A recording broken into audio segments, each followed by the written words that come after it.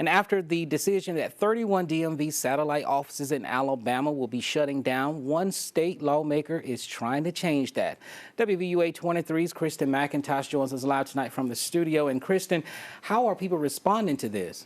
Jabari, not well. Residents of those areas, along with state leaders, are saying this is a selfish decision that will affect them in a negative way. Alabama lawmakers passed a 2016 budget in September for about $1.5 billion. Along with the budget came the news that many satellite driver's license offices in the state would be closing. And while some state leaders thought it was a good idea, others did not. Senator Bobby Singleton is on the opposing side. He says it's inconsiderate to people who live in those areas. You're asking people with low employment, no jobs in the area, to drive 50, 60 miles to be able to get a driver's license if that is what they're going to get. And if a person doesn't have an ID, they're going to be affected by housing.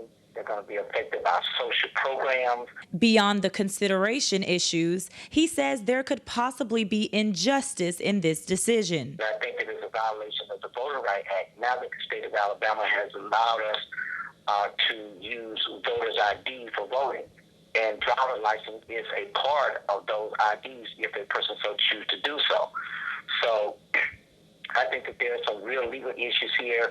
Greene County is one of the areas that will be affected. Residents share how they think the change will hurt their community. For those that are trying to get their license, it's going to be a grave inconvenience. You know, people around here are already below poverty. They got to get a ride to Tuscaloosa or wherever it is to get it.